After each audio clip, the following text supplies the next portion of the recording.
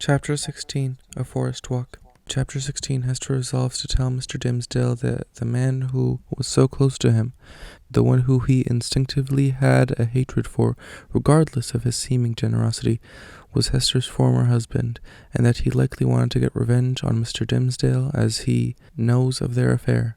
Hester goes into the forest, where she heard the minister was walking along the shore regularly in the morning. She sets out with Pearl to find him and tell him. While on the way, Pearl says to her mother, "The sunshine does not love you. It runs away and hides itself." To which Hester tells Pearl to go catch the light, and watches as the child had absorbed it into herself and would give it forth again. The conversation between them turns to rumors of a black man in the forest who gives a mark to anyone who enters his forest and marks them with their blood. They then head to a riverbank where they wait for the Reverend, and Hester tells Pearl to go play until she is called. This chapter ends on an ominous note as Hester meets Dimmesdale, ready to tell him the secret she promised to hide. The main theme that runs through this chapter is purification through confession and nature. The confession part is a major part as it is alluding to Christian confession, the type where a sinner meets with a priest in a private place and the sinner has complete privacy from other people to confess their sins.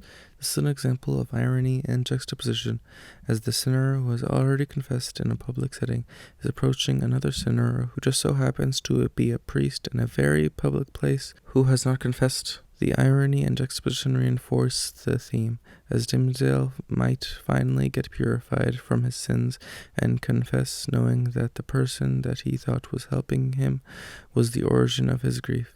It so happens that this confession takes place in nature, a large symbol of purity in romanticism.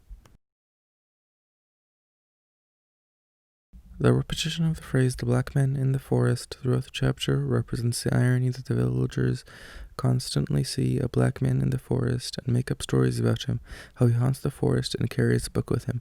But they also know that the Reverend walks into the forest in the morning, yet none of the residents have put two and two together that the black man is the Reverend in his vestment and his book is his Bible. In this, Nathaniel Hawthorne displays the juxtaposition between the colonizer's view of the Reverend and the black man. Hawthorne personifies the forest when he calls it the primeval forest.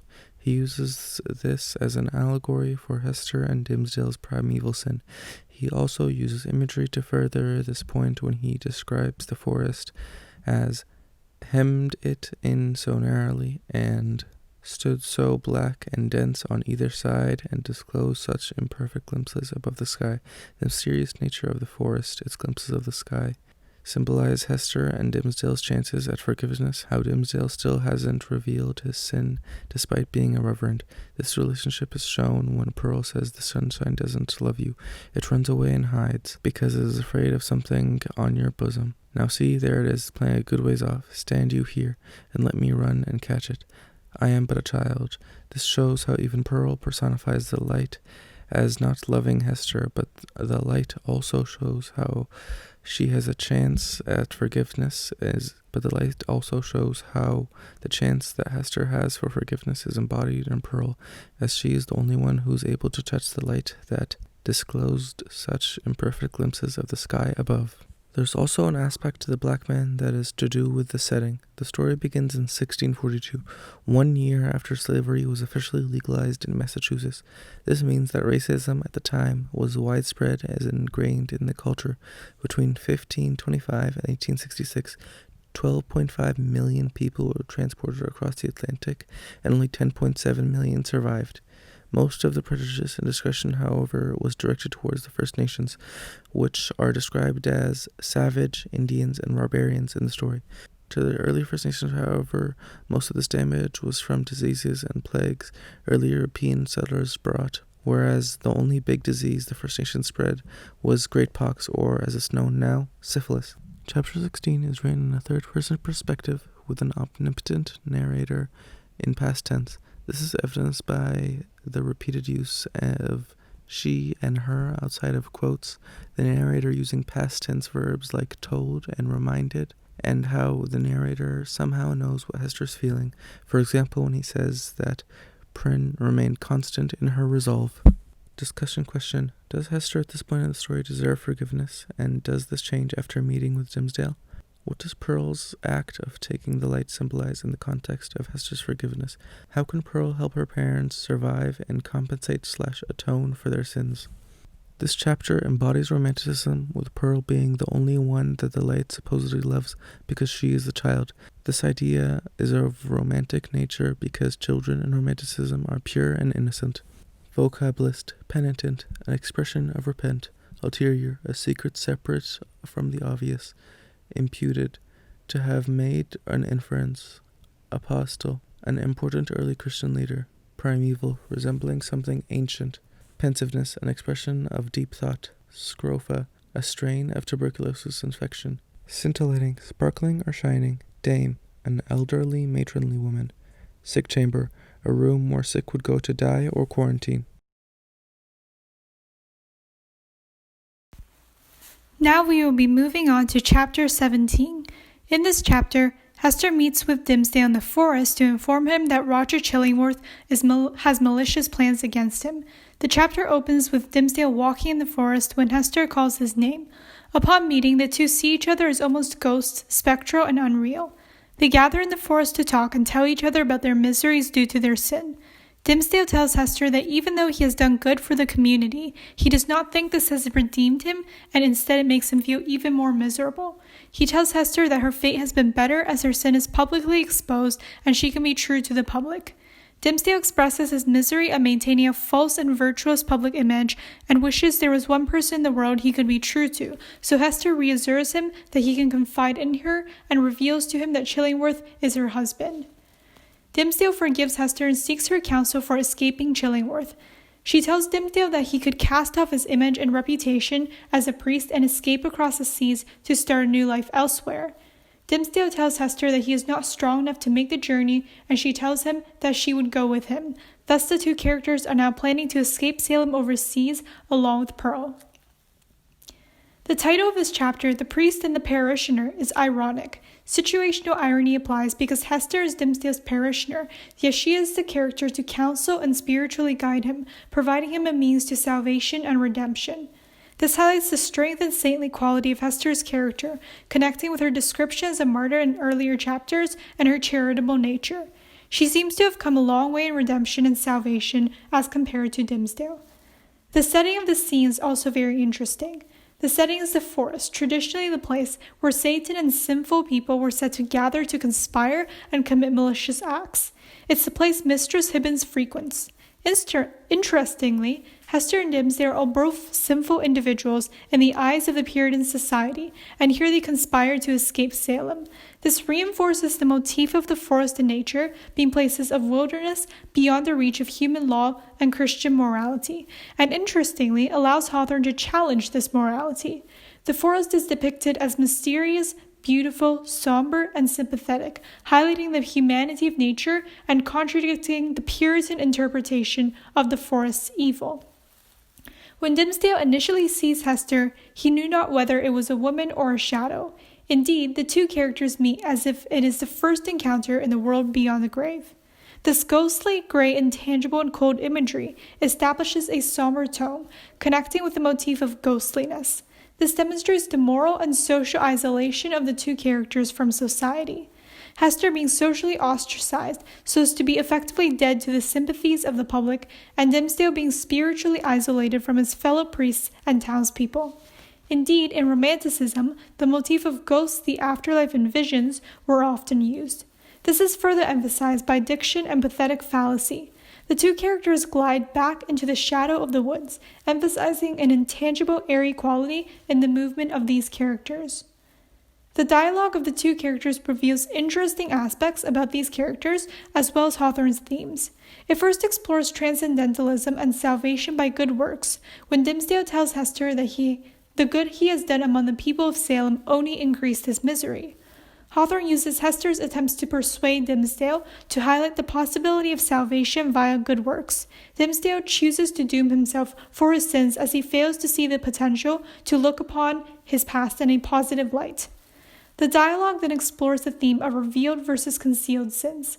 Dimmesdale tells Hester that his misery comes from maintaining a false face to the public, and says that, and as for the people's reverence, would that it were turned to scorn and hatred. This supports the concept that concealed sin and not being truthful creates even more misery, and that a guilty soul punishes itself more than the judgment of the public ever could. Hawthorne implies that Hester has moved further along in the redemption process than Dimmesdale. By publicly owning up to her sins, she has found peace within herself and remains true to the world. Hawthorne makes an interesting distinction between pain that causes redemption and pain that causes corruption, further establishing this theme of concealed versus revealed sin. He says that Chillingworth causes Dimmesdale pain not to cure by wholesome pain, but to disorganize and corrupt his spiritual being.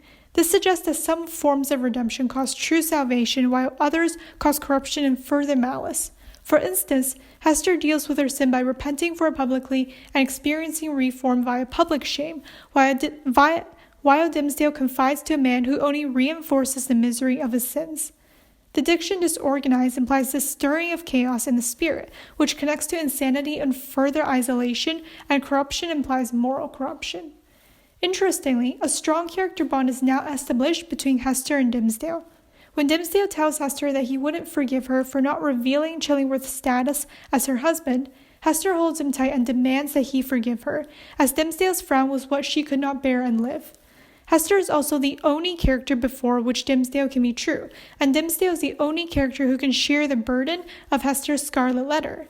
This bond not only shows the continuation of the plot by having Hester and Dimmesdale escape together, but also emphasizes the two characters' spiritual and societal isolation.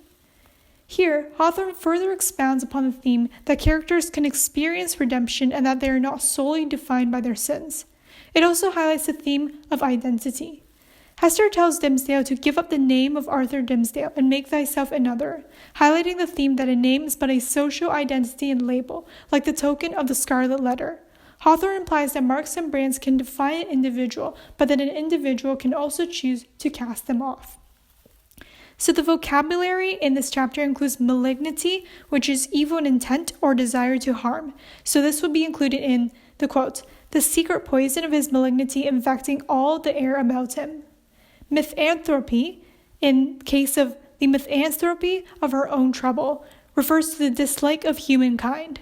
The tongue of Pentecost means Pentecost is the day that the Holy Spirit descended upon the disciples of Jesus, so it shows Dimmesdale's capacity of incredible speech that creates a spiritual awakening.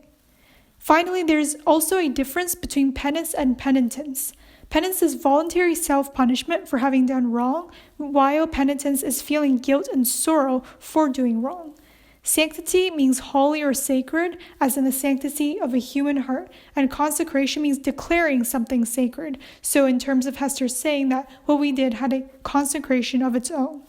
An apostle is an important early teacher of Christianity, as in apostle among the red men, and despondency is the loss of hope and courage. So in the terms of last expression of the despondency of a broken spirit.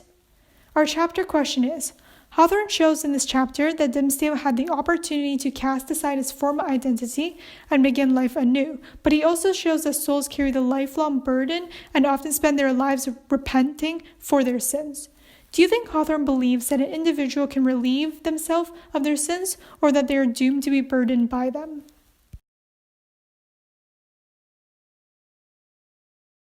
Now I will be talking about Chapter 18 of the Scarlet Letter. Dimmesdale is persuaded by Hester and decides to leave the Puritan colony. Then Hester casts off the Scarlet Letter and feels an enormous sense of relief. Nature reflects on her act by illuminating the whole forest with sunshine. Afterwards, the two discuss their child Pearl. Dimmesdale is hesitant and inquires whether or not he can obtain Pearl's true love. Finally, the child slowly approaches to meet her father. In this chapter, the events take place in the forest.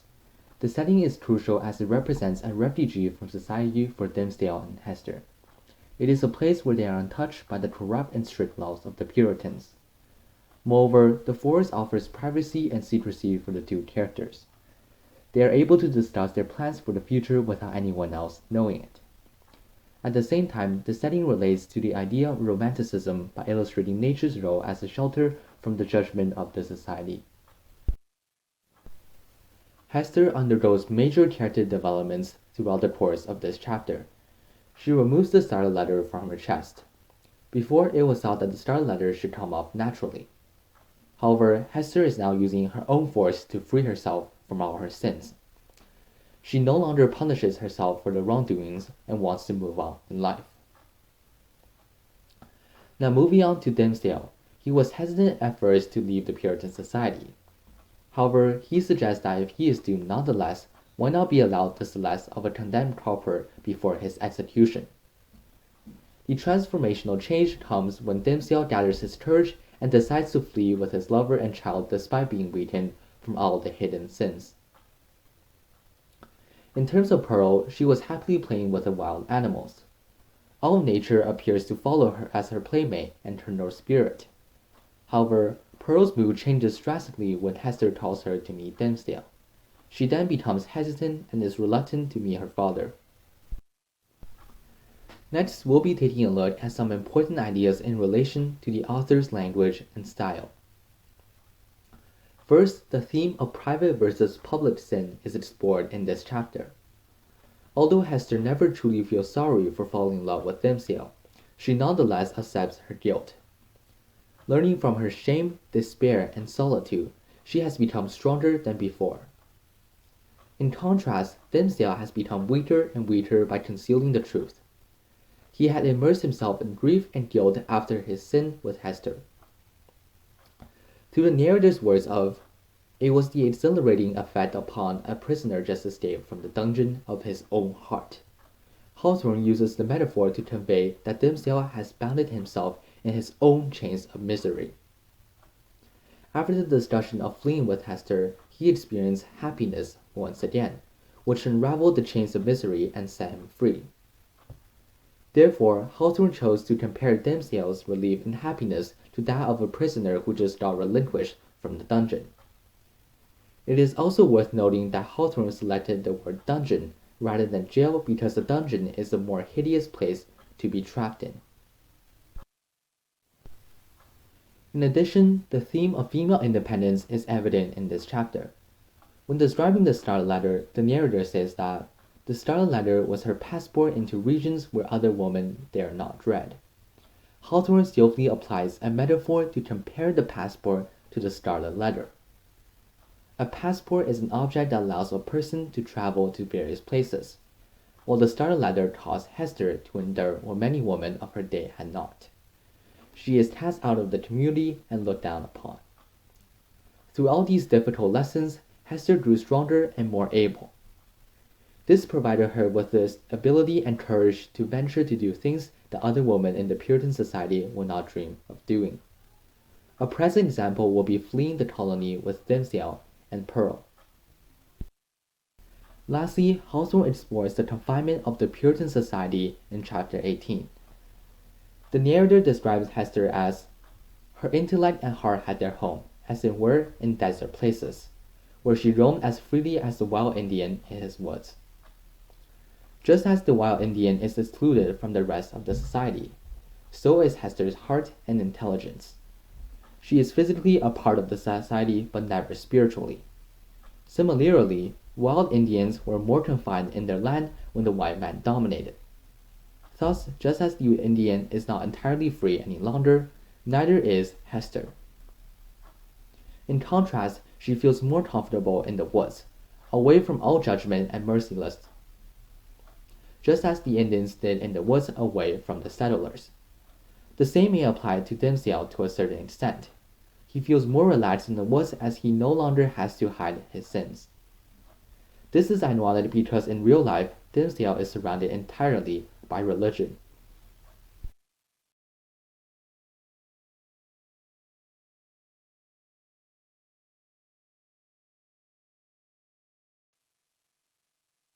When Hester calls on Pearl to join them, the child refuses to come. Hester thinks that her reluctance is due to the missing Scarlet Letter. Therefore, she puts on the symbol back on her chest and Pearl accepts her once again. The child then questions whether or not Dimmesdale will return with them to the town. Hester says that he won't appear with them in public yet. Hence, Pearl is unwilling to accept Dimmesdale and goes to the brook to wash off his kiss.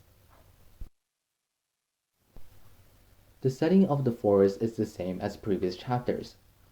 However, it is worth noting that the brook, or small stream of water, is significant in this chapter. The brook physically separates Pearl from her parents. As Dimmesdale has noted, this brook is the boundary between the two worlds, and that thou canst never meet thy Pearl again. Moreover, a reflection of the child is also shown in the brook. This image, similar to the living Pearl, appears to lend the child some of its immaterial and shadowy qualities. Pearl is the main character in this chapter and the one who drives the plot forward. First, she refuses to join Hester and Dimmesdale due to the removal of the Scarlet letter. Pearl feels that she is connected to the letter, and by disposing it, Hester is in a sense disposing the child. Moreover, Pearl signals that reconciliation is not achieved by rejecting Dimmesdale's kiss. Now we'll be talking about Hester. She was optimistic about the reunion at first. Hester wants Pearl and Dimmesdale to get along and hope that the future will be bright for them.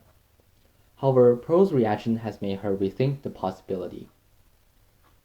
As for Dimmesdale, he still feels guilty for his sins and holds his hand over his chest. Moreover, Dimmesdale also refuses to publicly confess his sins and acknowledge Pearl. This in turn serves as a hindrance to the possibility of a happy ending for the three of them. Now I will be discussing action in Chapter 19. It would be a mistake to say that this chapter bears no significance to the plot.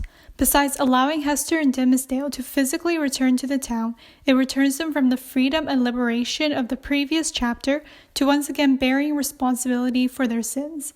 It is one of the most important chapters in developing Pearl's character and serves as a central point in her character plot. Finally, it foreshadows a somber note on which the story ends after the brief hope of liberation in the previous chapter. As for style, in this chapter, Pearl's allegorical and spectral nature is further emphasized. The imagery and pathetic fallacy of the sun playing upon her features and her illusory reflection in the stream emphasize that she is tied with nature and the ethereal, and not an ordinary child of the world. The brook serves as a symbolic boundary between the intangible spiritual wilderness and the gloom of the Puritans' ordinary lives. Furthermore, Pearl's symbolic representation of the Scarlet Letter is further emphasized. The burden of Hester's shame ties Hester and Pearl together. The brook serves as a boundary between mother and child, with Pearl seemingly enclosed in her own separate sphere. This diction emphasizes Pearl's ethereal nature and her isolation from Hester until she picks up the token. The chapter ends on a gloomy note. Once again, pathetic fallacy is displayed as the sunlight retreats. The tone and imagery are gray, wild, and gloomy, symbolizing Hester and Dimmesdale's emotions as they return. And finally, let's talk about the ideas. Pearl is the Scarlet Letter brought to life and reflects the burden of Hester's shame. Just as she dresses like the Scarlet Letter and reminded her mother of it frequently in previous chapters, she triggers Hester to again pick up the Scarlet Letter and redon her robes of shame. She asks Hester to pick the Scarlet Letter up by herself, symbolically compelling her to take personal responsibility for her sins. The chapter supports Hawthorne's theme that, ultimately, individuals must take responsibility for their sins in the end.